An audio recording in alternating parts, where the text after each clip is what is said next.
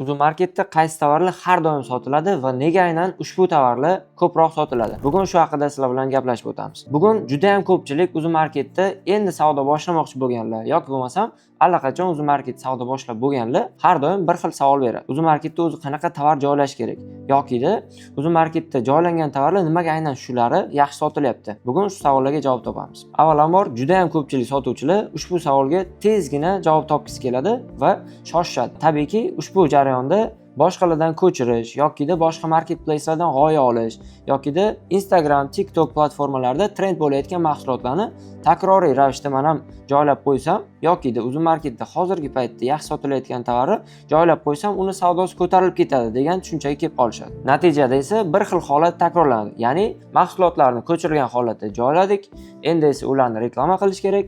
Reklama natija bermasa marketplace aybdor. Ya'ni tizim o'z aslida ishlamas ekan yokida faqatgina katta o'yinchilar, katta savdogarlar bu yerda katta savdolarni qilar ekan, qolganlar esa o'zini foydasini topolmay chiqib ketadi degan tushunchaga kelib qolishadi. Aslida esa hamma muammo platformada emas. Muammo aslida aynan sotuvchilar mahsulot tanlayotgan paytdagi yondashuvida hisoblanadi. Marketda albatta doimiy sotiladigan tovarlar bor va ular har doim eng qimmat mahsulotlar yoki eng trenddagi mahsulotlar yoki eng noyob hech kimda yo'q mahsulotlar emas. Ular doimiy odamzodni ehtiyojida bor narsalar. Har kunlik ehtiyojida ushbu mahsulotlarni topib Marketdan sotib olib kelyapti. Marketda albatta doimiy yaxshi sotiladigan tovarlar bor. Ushbu tovarlar oy davomida, yil davomida yoki har haftalik, har kunlik sotuvga ega.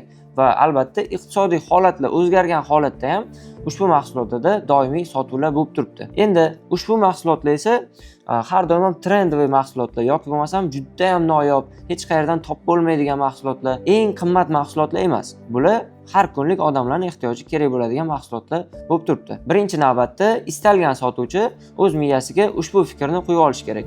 Mijoz har doim haq va siz tanlagan mahsulot sizga yoqdi va mijozga ham yoqish kerak degan fikr yo'q. Siz mijozlarning ehtiyojini tushungan holatda ularga kerakli mahsulotni taklif qilishingiz kerak. Siz o'zingizga yoqqan mahsulotni tanlab, ularga taklif qilgan holatda yaxshi sotuv qila olmasligingiz mumkin. Masalan, kundalik ehtiyoj uchun kerak bo'ladigan mahsulotlarni olaylik.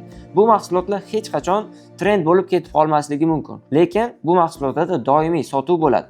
Va albatta ushbu mahsulotlarni sotmoqchi bo'lgan sotuvchi bir narsaga juda ham e'tibor berish kerak. Kundalik ehtiyoj mahsulotlariga qo'yiladigan ustama unaqangi katta bo'lmaydi va ushbu tovarlarga siz ustamani pastroq qo'yasiz. Lekin har kunlik ko'p donada sotilgani hisobidan siz u tovarlardan ko'p donadan katta savdo qilishingiz mumkin. Misol uchun oladigan bo'lsak, uy uchun turli mayda buyumlar, oshxona uchun turli anjomlar, oilaviy gigiyena uchun kerak bo'ladigan mahsulotlar aynan kundalik ehtiyojga kiradi va bularga o'rtacha hisobda 10%, 15%, даже undan ham kamroq foiz qo'yilishi mumkin. Aynan shu sabablarga ko'ra ushbu yo'nalishdagi mahsulotlarga doimiy talab bo'ladi. To'g'ri, bu tovarlar juda ham trendga aylanib, haftalik sotuvlari mingtalab bo'lib ketmasligi mumkin. Lekin ushbu mahsulotlar doimiy stabil tushum bo'lganidan keyin barqaror ishlamoqchi bo'lgan sotuvchilar aynan shu yo'nalishga kirishini tavsiya qilaman. Va albatta ushbu yo'nalishdagi tovarlarda kamroq marja bilan ko'p donada doimiy ta'minotni uzmasdan ishlab borish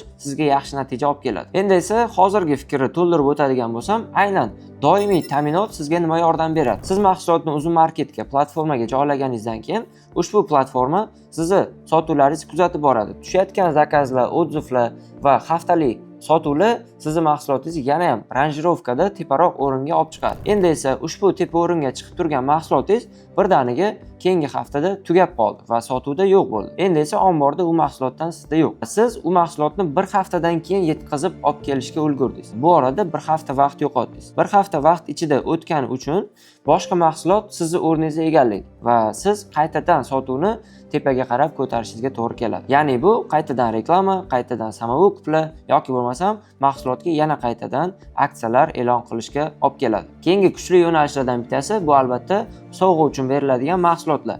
Bu kategoriyani odamlar juda ham past baholaydi, lekin ushbu kategoriya onlayn savdo sotiq bo'yicha eng katta ob'yomlardan bittasini olib keladi. Sababi oddiy inson o'z yaqinlariga biror bir sovg'a xarid qilmoqchi bo'lsa, uni albatta onlayn platformalardan birinchi qidiradi. Instagram, Telegram platformalarida mahsulotlarni sotib olish va ularni katalog orqali qidirish salgina noqulaylik tug'dirgani uchun aynan marketplacelar birinchi o'ringa chiqib keladi. Ushbu tug'ilgan kun, bayramlar ortidan mijozlar mahsulotlarni kerak bo'lsa oxirgi daqiqalarda ham sotib olib, tezgina o'sha mahsulotni sotib olishga qaror qabul qilib, siz tayyorlab qo'ygan kartochkalar orqali mahsulotlarni sotib olishadi va ushbu qachonga bir olingan mahsulot bo'lsa ham ushbu tovarlarga kattaroq marja va ko'proq foyda olishingiz mumkin bo'ladi. Ushbu yo'nalish bo'yicha misollar keltiradigan bo'lsak, kosmetika setlari, parfyumeriyalar, undan tashqari kichik aksessuarlar, turli anjomlar, buyumlar va sovg'a qilish uchun mos keladigan turli antiqa buyumlar ham aynan shu toifada juda ham ko'p sotiladi. Ayniqsa qadoqlash va ularni podachasi chiroyli ko'rinishda bo'lgan mahsulotlarni siz bemalol aynan sovg'a yo'nalishida bo'lmasa ham ushbu tovarlarni sovg'a sifatida mijozlarga bemalol sotishingiz mumkin bo'ladi. Va albatta ushbu podarka yo'nalishida siz eng katta e'tiborni tovar infografikasi va ushbu tovarlarni mijozlarga qanday podacha, ya'ni qanday ko'rinishda yetkazib berayotganingizni albatta hisobga oling.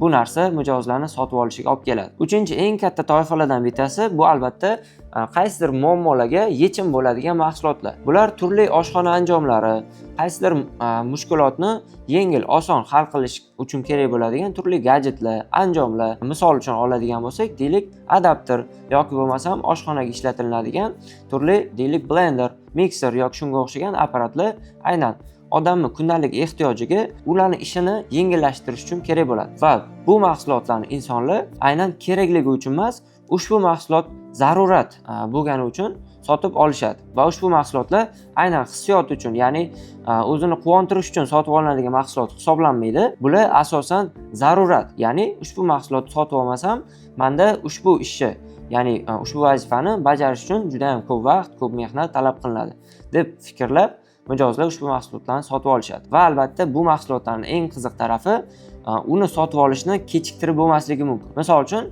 kimdadir santexnika bo'yicha bir anjom kerak bo'lib qoldi va ular ushbu santexnika buyumini agar kechiktirsa, unda ko'pgina noqulaychiliklar, ya'ni deylik vannada suv toshib ketishi yoki shunga o'xshagan holatlar uchrashi mumkin. Shuning uchun bu mijozlar ushbu mahsulotlarni darhol sotib olishadi. Misol uchun oladigan bo'lsak, aynan sovg'a buyumlari yo'nalishida bir o'quvchimiz ochgan do'konida aynan bayram uchun mos tovarlarni erkaklar bayramiga, ya'ni 14-yanvar bayramiga ushbu mahsulotlarni sotuvga chiqardi.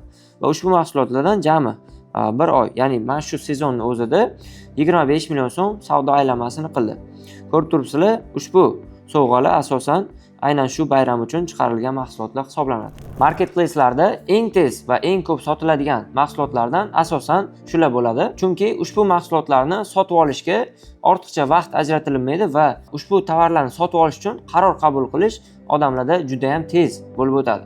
Ular mahsulotlarni ko'rdi, ularni tanladi va ushbu mahsulotlarning otziv zakazlari narxiga qaradi va sotib oldi. Uzoq payt kutib, kuzatib, ularni qachon olsam bo'ladi, qachon skidkaga tushadi deb kutib o'tirishmaydi. Keyingi yo'nalish esa uy va qulaylik uchun mo'ljallangan mahsulotlar hisoblanadi. Umumiy g'oyani tushunib oladigan bo'lsak, ushbu yo'nalishdagi mahsulotlar asosan odamning ehtiyojidagi o'sha kundalik ishlarni osonroq qilishga va mahsulotlarni saramjon saqlash uchun kerak bo'ladigan mahsulotlar, turli organizerlar yoki bo'lmasam turli shkaf, mebellar yoki bo'lmasam kichkina anjomlar ham asosan oilaviy ro'zg'or uchun kerak bo'ladigan mahsulotlar odamlarning ehtiyojidan tashqari uyni saramjon saqlash uchun ishlatiladi. Ushbu mahsulotlarda ehtiyoj hech qachon deyarli tugamaydi. Sababi odam doimiy yangi mahsulotlarni, yangi buyumlarni uyiga olib kiradi va ushbu buyumlarni doimiy saramjon saqlashga harakat qiladi. Va bularning ichidan eng ko'pi bir martalik yoki bir necha martalik ishlatiladigan mahsulotlar hisoblanadi. Va ularni albatta o'sha sifati buzilib, ularni alishtirish kerak bo'lib qoladi. Va albatta ushbu yuqorida sanab o'tilgan kategoriyalarni siz umumiy g'oya ostida biriktiring va bitta do'konda iloji boricha bir yo'nalishda va bir mavzudagi mahsulotlarni doimiy sotib borsangiz, bu har taraflama sotuvchi uchun qulaylik va mijoz uchun ham katta qulaylikka olib keladi. Eng muhim narsalardan bittasi, mahsulotlarni tanlayotgan paytda o'zingizni qiziqishingiz, tushunishingiz va ushbu sohadan hech bo'lmaganda ba'zi bilimlar borligiga e'tibor bering. Misol uchun, bir ayol kishi qurilish yo'nalishi bo'yicha hech qanaqa tushuncha, bilimlarga ega bo'lmay turib, qurilish mahsulotlari, qurilish uchun apparatlar, turli uskunalarni sotuvni zo'r holatga olib chiqib keta olmaydi. Keyingi masala noodatiy mahsulotlarni olib kirishda. Tovar analiz qilib, ularni tanlayotgan paytda noodatiy Uzun marketda yo'q yoki bo'lmasam O'zbekiston uchun yangilik bo'lgan mahsulotlarni olib kirish bu yaxshi bir tarafdan. Lekin ikkinchi tarafdan ehtiyojga ham e'tibor bering. Ya'ni siz olib kirgan yangilik mahsulot hali uzun marketdagi mijozlarga notanish bo'lgan mahsulot bo'lishi mumkin va ularni aynan ushbu mahsulotni ishlatishga yoki bo'lmasa ushbu mahsulot foydalariga o'rgatishga juda ham ko'p vaqt, ko'p kuch, ko'p reklama uchun byudjet ajratishingizga to'g'ri keladi. Va albatta ushbu noodatiy tovarlarni tanlagandan keyin qanaqadir taniqli insonlar yoki bo'lmasam bloger, content makerlar ushbu mahsulotni tavsiya qilib, reklama qilib olib chiqmasa, u mahsulotning sotuvi yuqoriga ko'tarilishi qiyin bo'lib boradi. Shuning uchun bu narsalarga alohida e'tibor bering. Eng zo'r life hack kichkina yangi boshlayotgan sotuvchilar uchun hozir aynan blogerlar endi tilga olayotgan, endi olib chiqayotgan reklama qilayotgan mahsulotini siz tezda topib o'zimga joylasangiz bo'ladi va ushbu mahsulotlarga siz qo'shimcha byudjet ajratib reklama qilib o'tirmaysizda, hozirgi reklamalardan aynan foydalanib siz o'zingiz mahsulotingizni yaxshi sotasiz. Aks holda, misol uchun O'zbekiston uchun hali yangilik bo'lgan mahsulotlarni siz olib kirdingiz, ushbu mahsulotlarga hali talab yo'q. Talab bo'lishi uchun mijoz uni nimaligini tushunishi kerak birinchi o'rinda va uni foydalanib ko'rish kerak va qaysidir ular havas qilgan, ular ishongan insonlar ushbu mahsulotni ularga tavsiya qilsagina, u mijozlar ushbu mahsulotni tezgina sotib olishi mumkin. Siz buni to'g'ri kuzatishni o'rganib oling.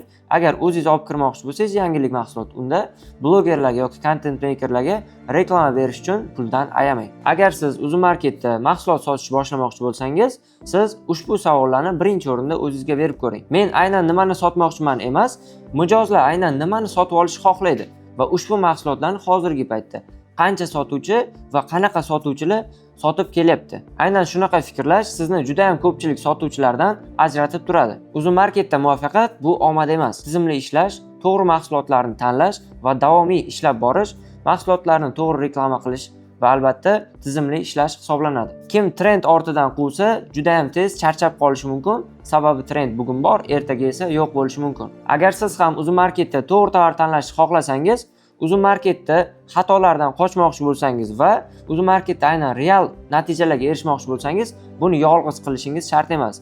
Bu yo'lni allaqachon bosib o'tganlar bor. Keyingi videolarimizda aynan qaysi mahsulotlarni tanlab ish boshlash kerakligi haqida, undan tashqari qaysi mahsulotlar ko'proq daromad olib keladi, mahsulotlarni qanday qilib test qilish kerak bo'ladi va albatta daromadni qanday oshirish kerak, ushbu ma'lumotlar haqida gaplashib o'tamiz.